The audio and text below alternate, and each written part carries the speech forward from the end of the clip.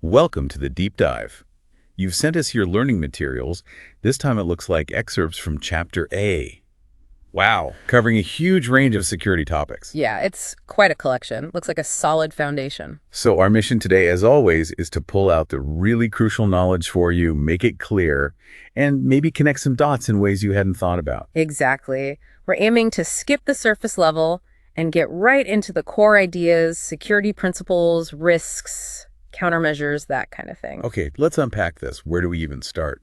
Well, the sheer scope is striking, isn't it? It really shows security isn't just one thing. No, it's definitely a web of interconnected ideas. Yeah. For me, the starting point has always got to be the CIA triad. Confidentiality, integrity, availability, yeah, the absolute fundamentals. Right. Take availability. It's basically making sure you can always get to what you need when you need it. Like if your bank's website is down when you need to check your balance, that's an availability failure right there. Exactly. And anytime we look at a vulnerability or, a potential threat, We measure it against those three.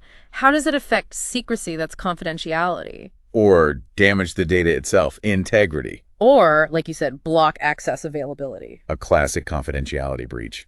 Someone sniffing your Wi-Fi traffic, that's a good one. Oh, definitely. Or even simpler human error, accidentally emailing sensitive data to the wrong person. Happens all the time.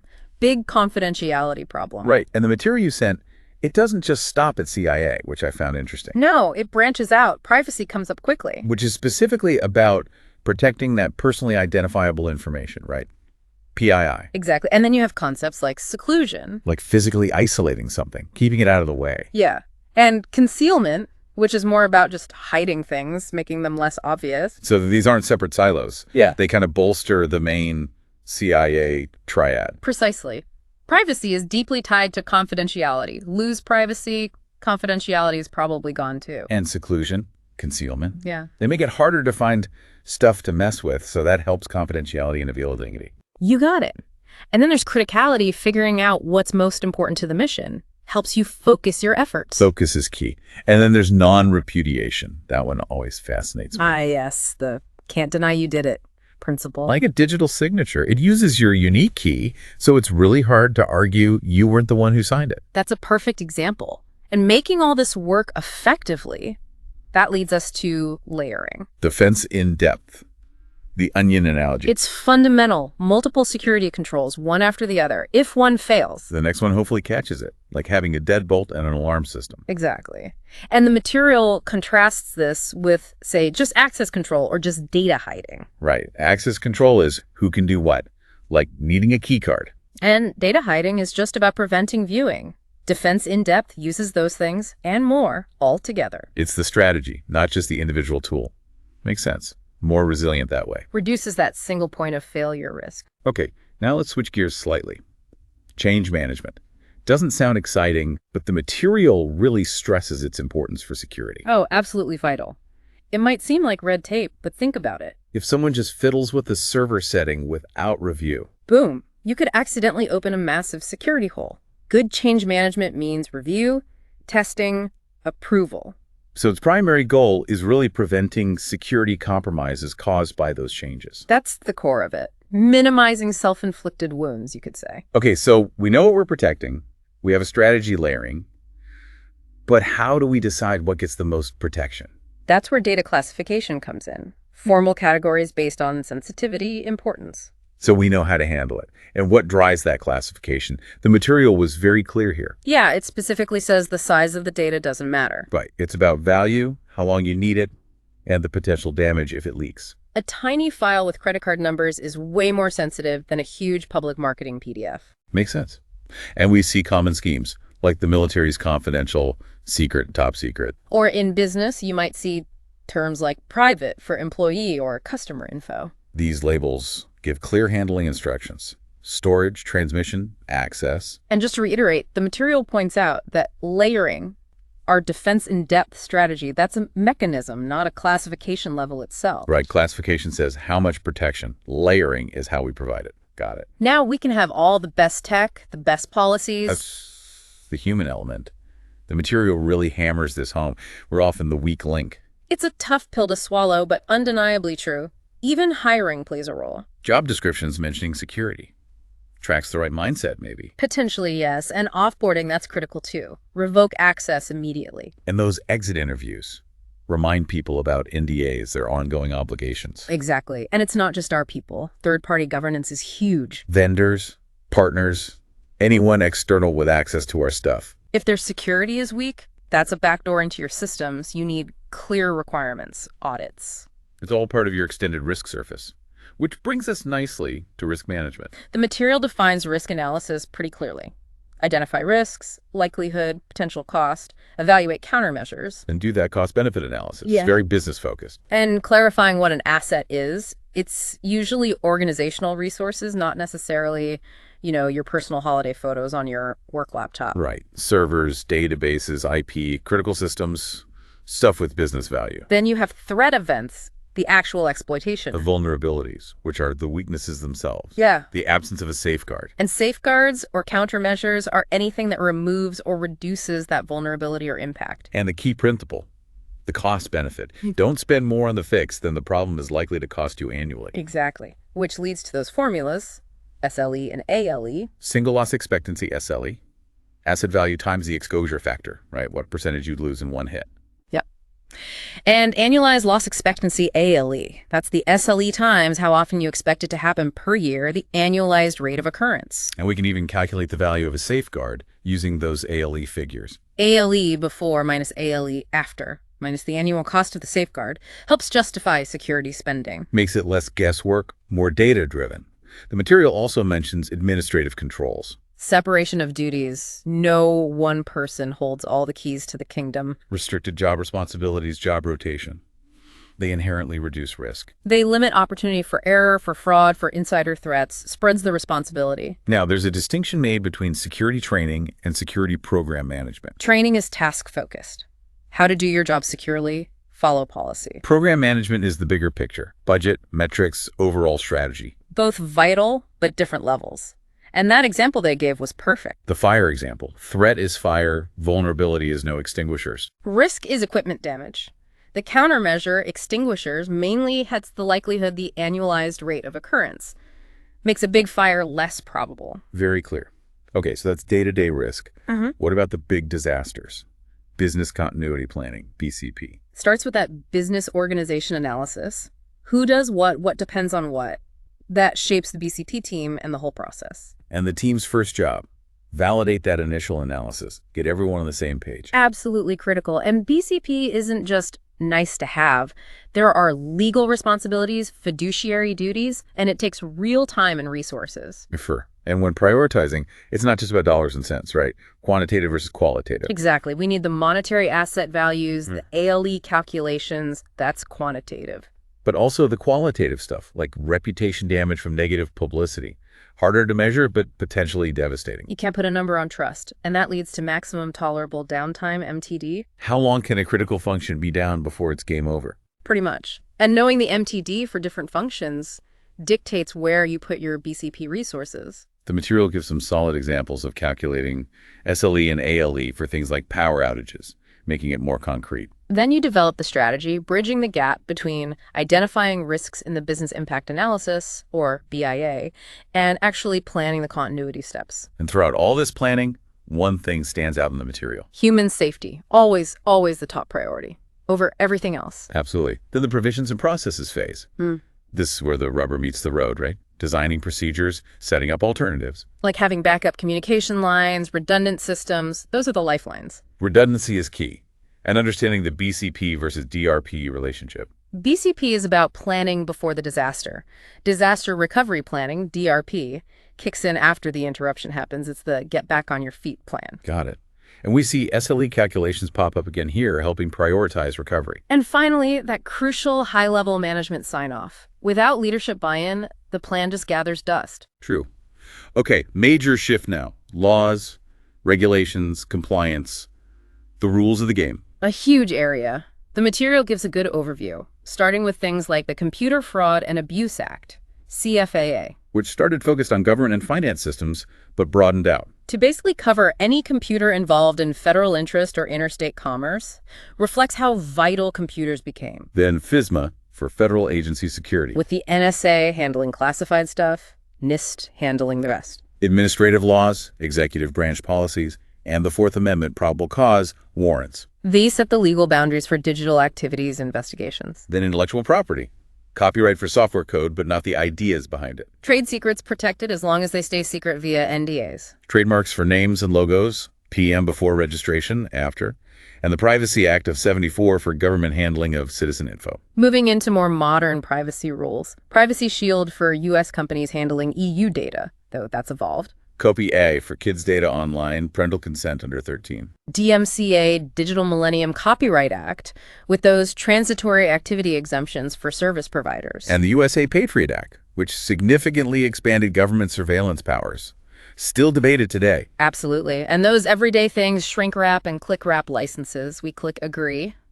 And we've entered a binding contract. It's amazing how often we do that without reading. It defines how you're allowed to use the software, then industry specifics. Graham Leach Bliley for financial institutions' handling of private info. U.S. patent law, 20 years exclusivity for inventions. And the big one, GDPR, the EU's data privacy regulation with global reach. Huge impact. Major rights for individuals, major responsibilities for organizations handling EU resident data. PCI DSS for credit card data security. And HI Tech, which beefed up HIPAA for health information protection. Wow.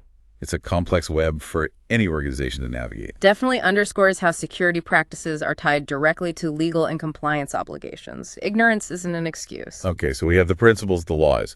Now, how do we actually protect the assets day to day? This section gets practical. Information classification, those labels we talked about, their main job is identifying security levels and the required protections. For data at rest and in transit, especially sensitive stuff.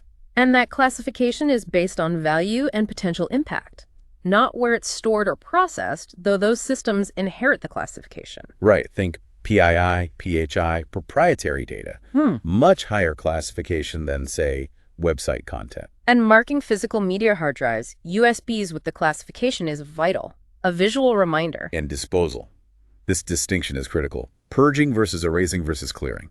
Purging is the heavy-duty overwrite. Multiple passes, aims for unrecoverable. Erasing often just removes the pointer, easily recoverable. Clearing or simple overwriting. Better than erasing, but maybe not foolproof for sensitive data. For really sensitive stuff, especially on optical media like CDs, physical destruction is often the surest bet. That leftover data is called data remnants, right? Purging, clearing, overwriting are the ways to tackle it short of destruction. Exactly. And the material mentions specifics like Linux password encryption using bcrypt. Based on Blowfish, and crucially, includes assault. That random data added before hashing makes rainbow table attacks much, much harder. And always use SSH for remote connections, not Telnet. Please, Telnet sends everything in the clear. SSH is essential. Okay, different roles in data protection. Custodian. Day-to-day protection, backups, operations, access data for their jobs, follow the rules. Owners. Classify the data, decide who gets access. Business responsibility. Administrators. Implement the owner's decisions, assign permissions based on least privilege and need to know. Those core principles again. Least privilege, minimum needed. Need to know, only access what's required for the task. Fundamental. Plus, clear rules of behavior for everyone using the data. And under GDPR, those specific roles. Data controller. Determines the why and how of data processing. Data processor. Processes data on behalf of the controller, follows instructions. Then there's pseudonymization. Replacing identifying data with a pseudonym or identifier. Not quite anonymization, not encryption, but a useful technique. Anonymization aims to be irreversible. Encryption is reversible with a key. Pseudonymization sits somewhere in between, often reversible under controlled conditions. And scoping and tailoring security baselines, adapting general advice to your specific organization. Because one size rarely fits all in security. Finally, backup media. Same level of protection as the original, and secure offsite storage. Don't leave tapes in an unlocked warehouse. A recipe for disaster. And always follow those record retention policies. Don't keep data longer than needed, but don't delete it too soon either. Right, a whole life cycle approach. Okay, cryptography. Secret codes. Fun stuff. Starts with the key space 2 to the power of the number of bits in the key. Bigger is generally better. Makes brute force attacks harder. Cryptography also gives us non-repudiation. That can't deny it. Property we mentioned, though usually needs public key crypto. We hear about DES data encryption standard. 56-bit key. Too small now. definitely weak by modern standards. Then transposition ciphers, just shuffling letters. And AES Advanced Encryption Standard, also known as Rindell, key options. Yeah. 128, 192, 256 bits. But always a 128-bit block size for AES itself, much stronger than DES. We're reminded non-repudiation usually needs asymmetric systems.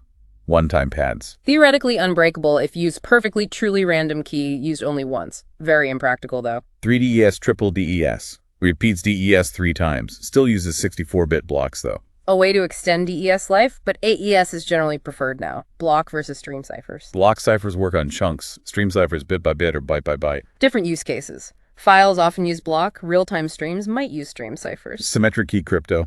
Same key for encryption and decryption. Shared secret. Requires secure key exchange. M of N control. Needing M out of N people to do something sensitive. Like missile launch keys. Exactly. Output feedback OFB mode using a block cipher like a stream cipher. Its advantage. Errors don't propagate. One-way functions easy one way, impossible the other. Hashing. Essential for passwords. Integrity checks.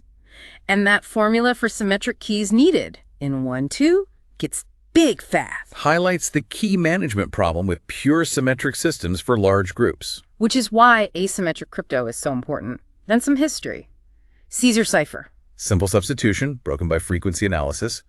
Running keybook ciphers. Using text from a book as the key. Clever, but also vulnerable. Two-fish algorithm mentions pre- and post-whitening for extra scrambling. Just adding complexity to make analysis harder.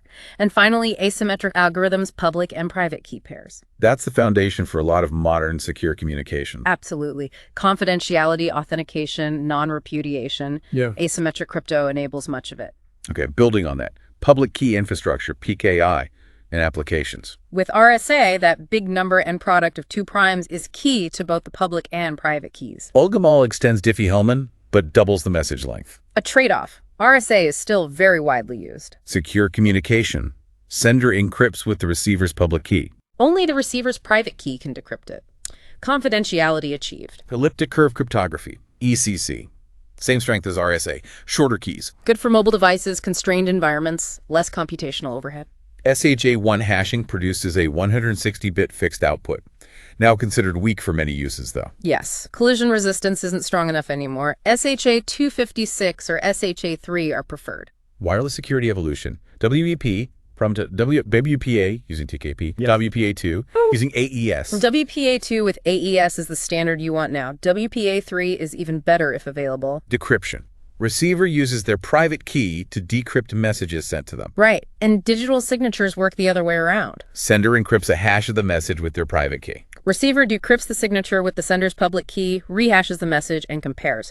Match means integrity and authentication. Digital Signature Standard, DSS, US Gov Standard. Allows DSA, RSA, ECDSA, originally with SHA-1, now stronger hashes. X.509, the standard format for digital certificates, the backbone of PKI. Pretty good privacy. PGP.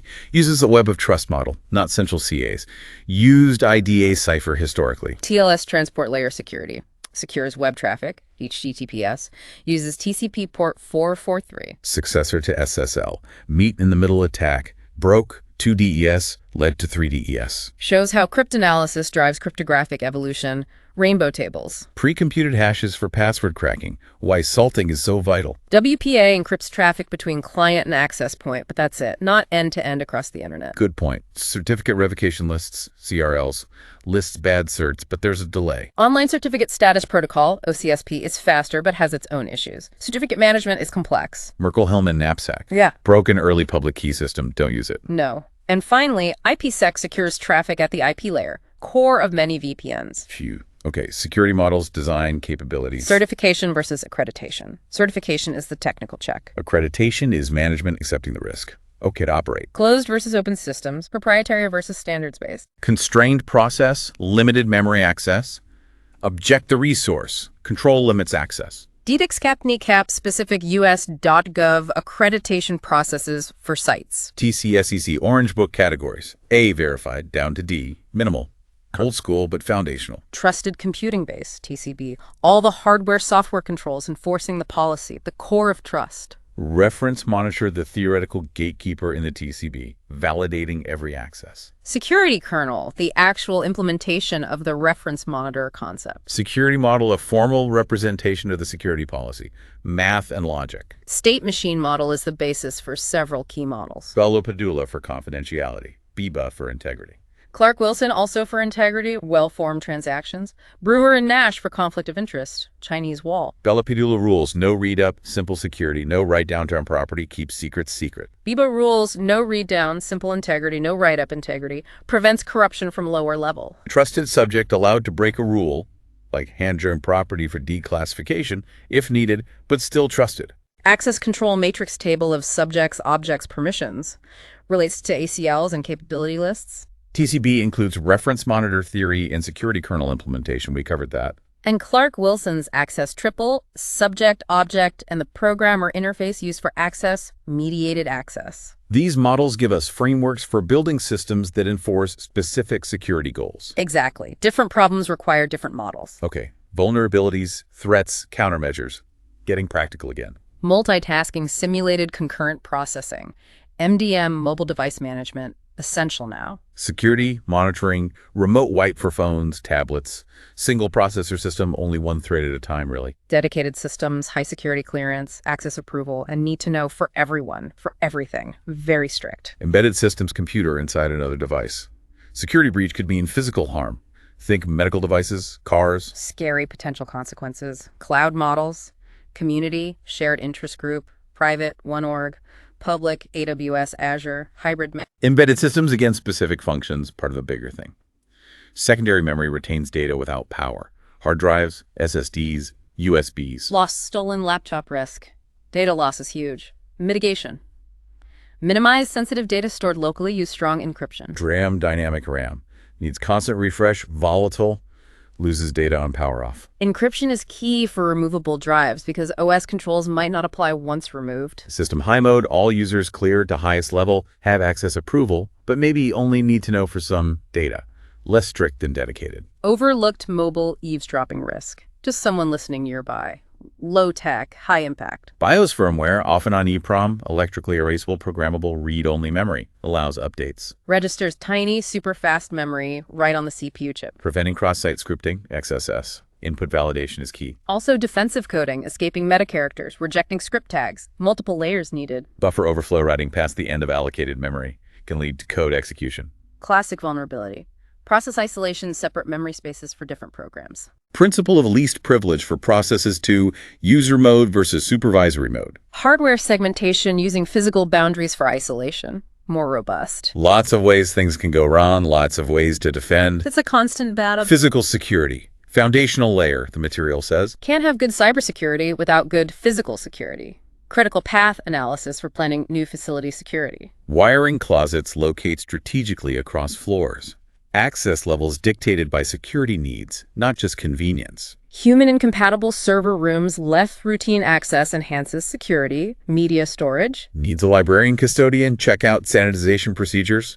Hashing isn't usually part of physical media control. Man-trap those double doors for identity verification, one person at a time. Lighting, common perimeter defense. Security guards often lack full operational scope. That limits insider threat potential, enhances confidentiality. Water-based fire systems often fail due to human error. Maintenance, operation mistakes. Key locks, common, cheap physical control. Capacitance motion detectors sense changes in electrical fields.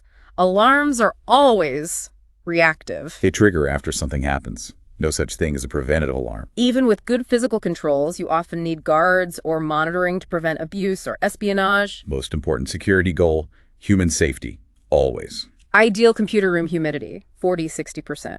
Prevents static and condensation. Static electricity, just 1,500 volts, can zap a hard drive. We generate way more walking across a carpet. Type B fire extinguishers for liquids don't use water, pre-action water system. Best for computer rooms.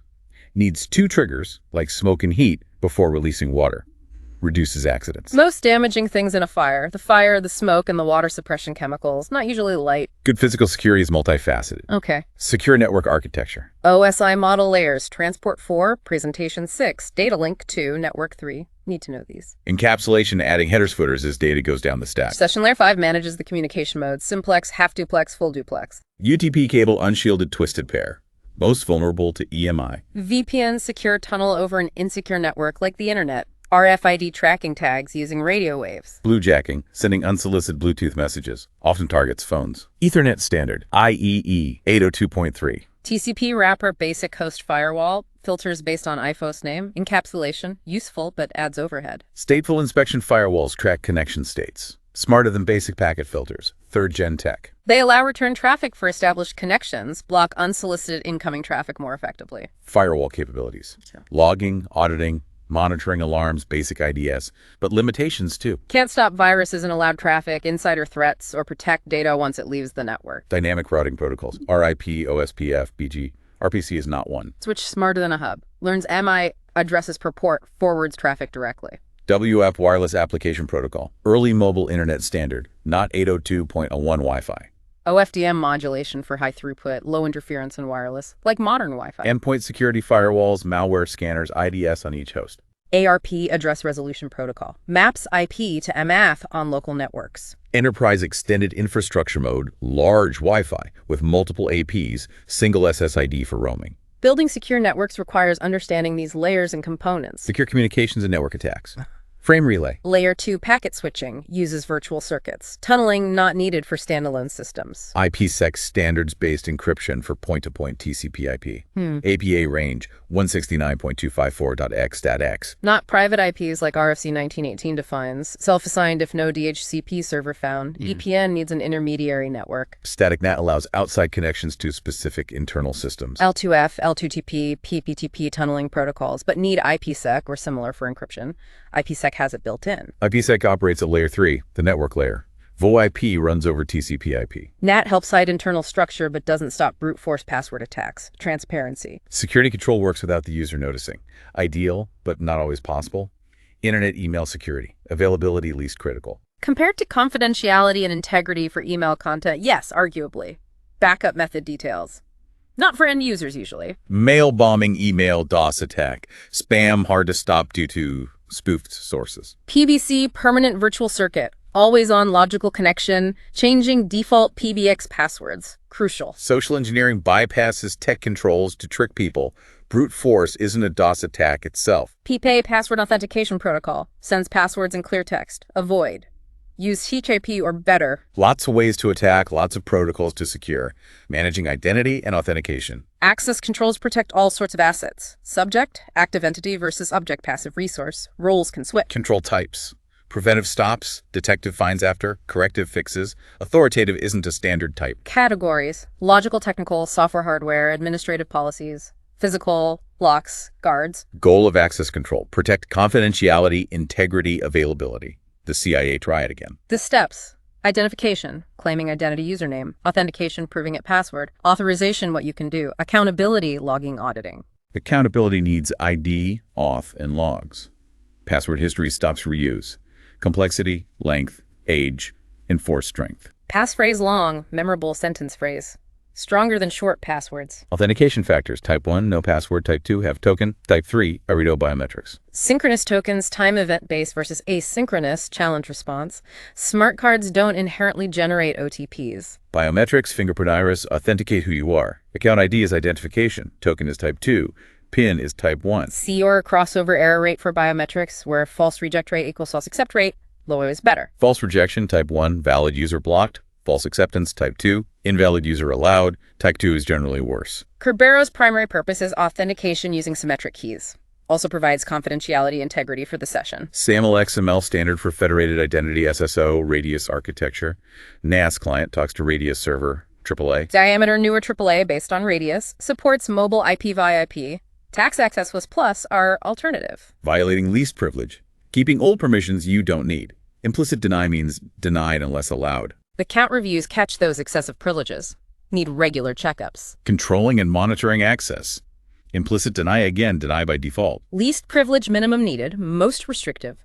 Access control matrix table relates to ACLs, object-focused, and capability lists, subject-focused. Federation, SSO group trust.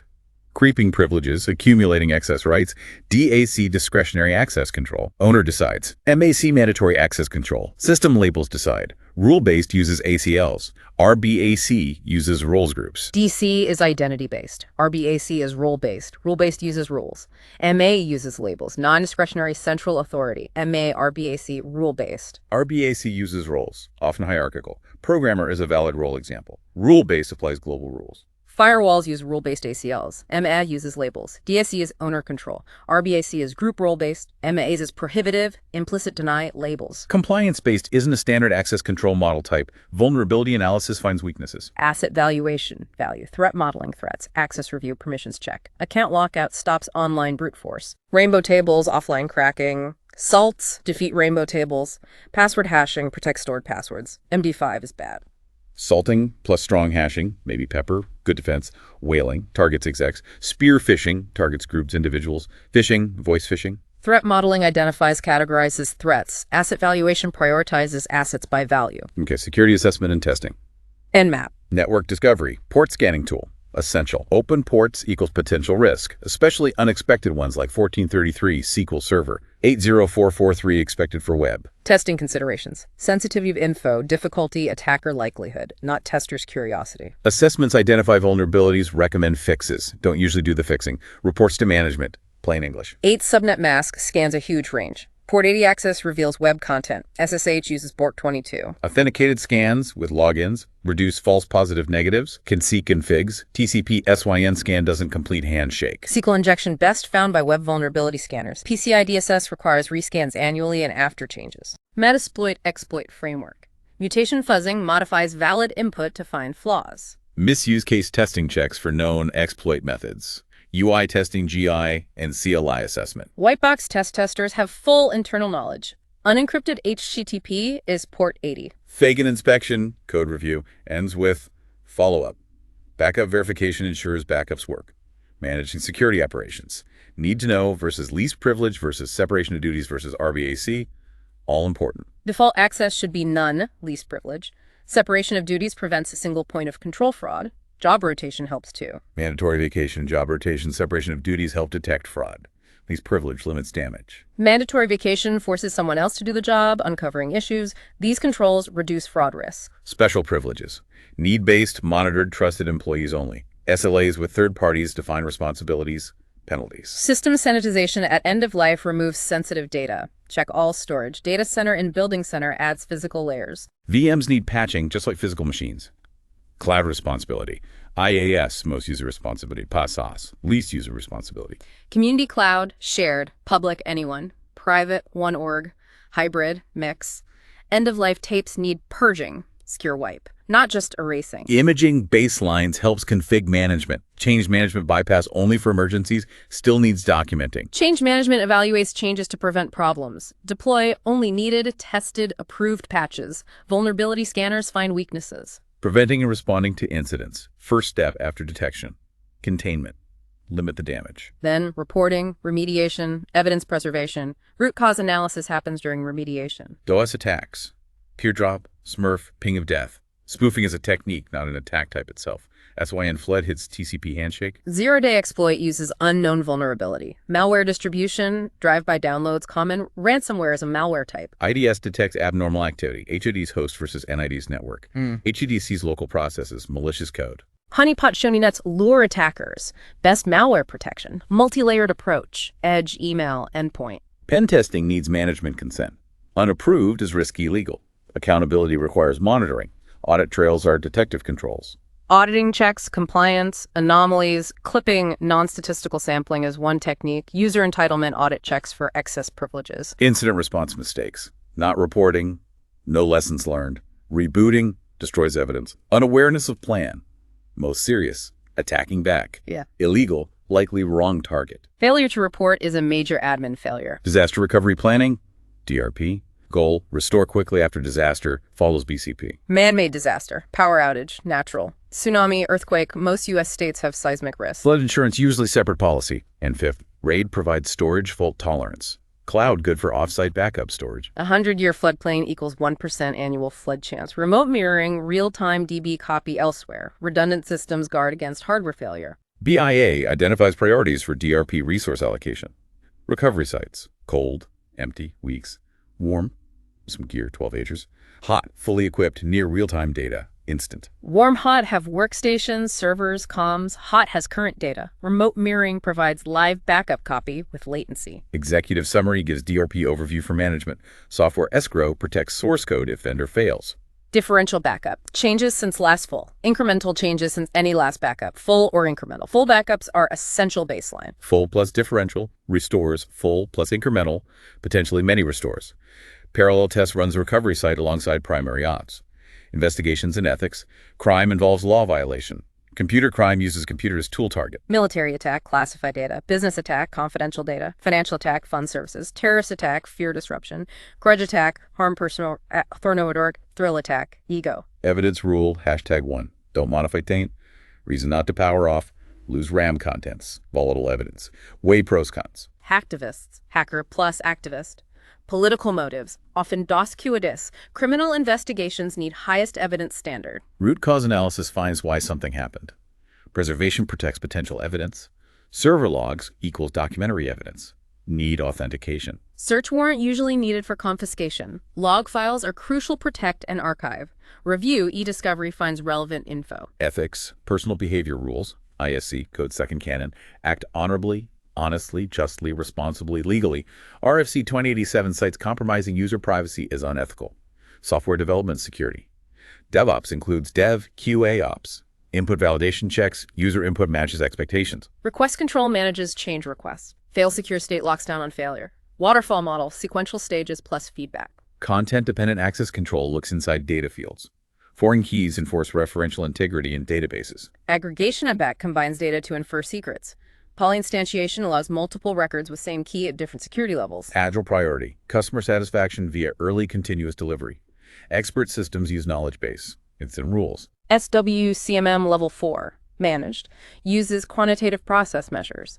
ODBC acts as proxy between apps and databases. Static testing needs source code access. Gantt chart shows project schedule visually. Contamination mixes data of different classifications. Polyinstantiation protects against inference attacks. Config audit is part of config management. Isolation, database ACD property prevents concurrent transaction interference. Cardinality rows, degree, columns in a database table. Malicious code and application attacks. Signature detection finds known viruses. DMZ hosts externally accessible systems, web servers. 2ECU, time of check to time of use. Attack exploits timing gaps. APT often uses zero-day attacks. Polymorphic viruses change code to evade signatures. Password managers like LastPass help manage unique, strong passwords. Buffer overflow writes past allocated memory. Dictionary attacks guess common words variations. Salting passwords defeats rainbow tables. Single quote needs careful handling in SQL to prevent injection. Database stored procedures limit arbitrary SQL execution by apps. Port scans reveal running services. XSS successful if web app reflects user input without sanitizing. Multipartite viruses use multiple infection methods. Input validation, blocking script tags, prevents XSS. Stuxnet targeted Siemens industrial controllers. Backdoors bypass normal access. Java Sandbox isolates applets. Script-UT tag often used in XSS. Block packets from outside claiming internal source IPs, likely spoofed. And that wraps up this massive deep dive into security fundamentals, all from your materials. It really shows how everything connects, doesn't it? From CIA to legal to crypto to physical security. Absolutely. For me, those little details like the 100-year floodplain calculation or the history of the CFAA or the purge versus erase distinction, those really stood out. Yeah, concrete examples help solidify the concepts. Our goal was that thorough but digestible overview tailored just for you. Hope we hit the mark. It's a lot to absorb, but hopefully a useful structure. So here's a final thought to chew on. With all these fundamentals laid out, what single security practice do you think gets overlooked most often in just everyday digital life? Something to ponder. Good question. Definitely worth reflecting on. Use this deeper understanding to explore further. Thanks for joining us on this deep dive.